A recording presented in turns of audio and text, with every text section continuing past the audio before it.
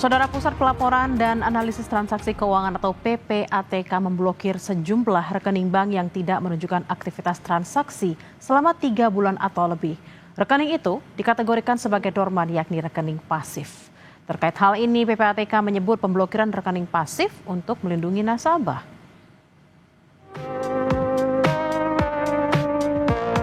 Apakah Anda memiliki rekening di bank yang tak pernah digunakan untuk bertransaksi dalam jangka waktu lama? Jika iya, maka bisa saja rekening menganggur Anda dibekukan oleh Pusat Pelaporan dan Analisis Transaksi Keuangan atau PPATK. PPATK menyebut menghentikan sementara rekening menganggur atau dorman untuk melindungi nasabah. Tapi rekening dorman itu adalah rekening yang tidak aktif dalam waktu tertentu. Dan PPATK melihat waktu ke waktu itu tren rekening dorman itu cukup masif ya. Dan juga cukup masif digunakan untuk tindak kejahatan. Maka dari itu, dari 1 juta rekening yang kita analisis, yang kita periksa, itu lebih dari 150.000 rekening digunakan untuk kejahatan dan bentuk perlindungan kepada nasabah, kepada masyarakat ya. Tentu kepada saudara-saudara kita, agar mereka terhindar dari tindak pidana kejahatannya. Karena fakta di lapangan itu banyak sekali ya, saudara-saudara kita itu pemilik sah rekening, tapi rekeningnya digunakan untuk kejahatan. Lalu ketika ada proses hukum, dia yang bolak-balik dipanggil oleh penyidik. Kan berapa banyak effort yang dia keluarkan? Waktu, tenaga, uang gitu kan.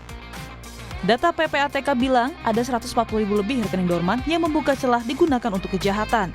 Respon pembekuan rekening menganggur, Menko Polhukam Budi Gunawan menyebut pemerintah bakal memastikan dana masyarakat tetap dijamin. Kemenko Polhukam akan berkoordinasi dengan PPATK dan stakeholder terkait untuk menjaga dan melindungi masyarakat atas dana yang dimiliki dan simpan di perbankan, kata Budi Gunawan dalam siaran persnya. PPATK sebelumnya mengungkap rekening dorman atau yang tidak digunakan dalam jangka waktu lama rawan disalahgunakan, misalnya untuk transaksi tindak pidana hingga korupsi. Namun di sisi lain, masyarakat juga perlu mendapat penjelasan lebih utuh soal pembekuan rekening mereka yang tak aktif, agar hak masyarakat untuk mengelola rekening banknya sendiri tidak tercederai. Tim Liputan Kompas TV. Salah seorang warga yang kami wawancarai mengaku telah mendapat pemberitahuan lewat email soal pembekuan rekeningnya. Namun nyatanya, saudara, warga masih bisa melakukan aktivitas perbankan seperti cek saldo dan tarik tunai.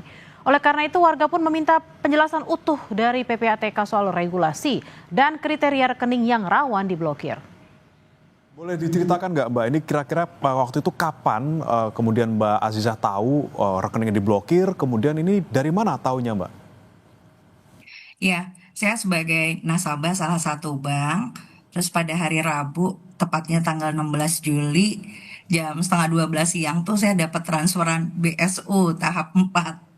Nah, sorenya jam 5-an gitu malah dapat email dari akun nama banknya, lalu newsletter yang memberitahukan kalau rekening saya itu telah dilakukan penghentian sementara. Di email itu tuh di bawah surat pemberitahuan itu tuh bahkan disertakan form bisa klik di sini.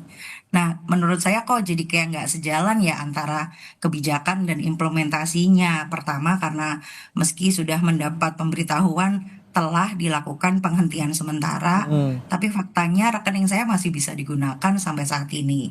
Semalam saat dihubungi tim Kompas TV, bahkan saya memastikan lagi nih apakah masih bisa melakukan cek saldo lewat mobile banking, dan ternyata masih bisa. Ini bukan berarti saya nantangin loh ya, tapi faktanya ini yang saya alami gitu. Oke, tapi ketika kemudian dapat notif dari PPATK itu tadi Mbak, kira-kira selain cek saldo bisa yang lain nggak Mbak? Transfer bisa, nerima bisa? Pengambilan juga masih bisa kok, Masih saya bisa? lakukan di tanggal 17 juga saya masih bisa melakukan tarik tunai. Nah, yang saya khawatirkan sih sebenarnya ada form di bawah surat pemberitahuan ya yang sepertinya justru mengarahkan saya untuk klik di sana. Nah, ini nih saya tuh sempat curiga di awalnya, wah jangan-jangan ini phishing. Mbak Aziza kan sebenarnya kalau untuk sehari-harinya tidak terdampak dengan adanya notifikasi tadi yang sebenarnya rekening Anda tidak diblokir gitu ya karena masih bisa transaksi. Tapi Mbak Aziza rencana mau melakukan sesuatu nggak? Misalnya tadi yang saya bilang sebelumnya akan datang ke bank atau mungkin menghubungi pihak PPATK ataupun mungkin mengirimkan email gitu ya terkait dengan ini sebenarnya lagi-lagi rekening saya tuh kenapa sih? Apakah nggak khawatir Mbak kalau kemudian sudah ada notifikasi ini kemungkinan beneran keblokir gitu? Hmm, Mungkin ya yang nanti bisa saya lakukan, mungkin saya akan coba cek dulu ya ke bank ya, apakah benar-benar rekening ini sudah terblokir. Nah, tapi yang saya mau tanyakan sebenarnya yang apa kebijakan ini tuh yang menggelisahkan buat ibu mertua ya. Jadi kan karena orang sudah tua, lalu begitu mendapat kabar seperti ini kan jadi dia bingung sementara rekening dia tuh aktivitasnya ya hanya mutasi dari transferan anak-anaknya gitu kan. Transaksinya justru ya masuk dari anak-anaknya yang juga nggak tentu setiap bulan sekali. Nah, apakah ini juga akan terblokir juga? Ya nanti mungkin sih bisa dilakukan pengecekan ke bank juga sih. Saudara, sebagian warga mengaku keberatan dengan kebijakan PPATK yang memblokir rekening dorman atau rekening pasif. Warga menilai kebijakan itu akan mempersulit para nasabah yang biasanya menabung di rekening bank untuk kebutuhan tertentu seperti dana sekolah atau dana darurat. Tak hanya itu saudara, pembukaan blokir rekening juga dinilai akan merepotkan dan memakan waktu. Akan sangat mengganggu masyarakat sih tentunya ya, karena tentunya memang nggak semua masyarakat menggunakan rekeningnya sewaktu-waktu ya.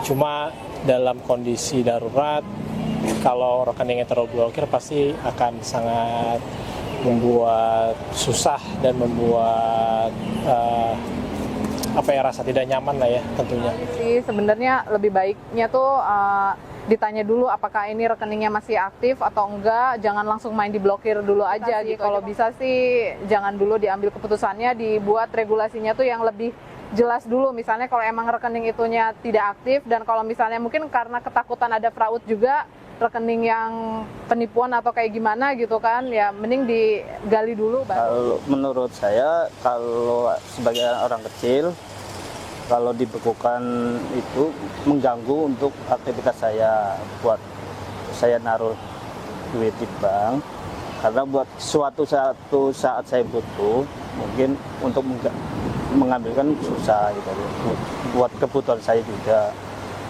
Artinya memang ini keberatan Pak ya dengan ada kebijakan? Sangat keberatan.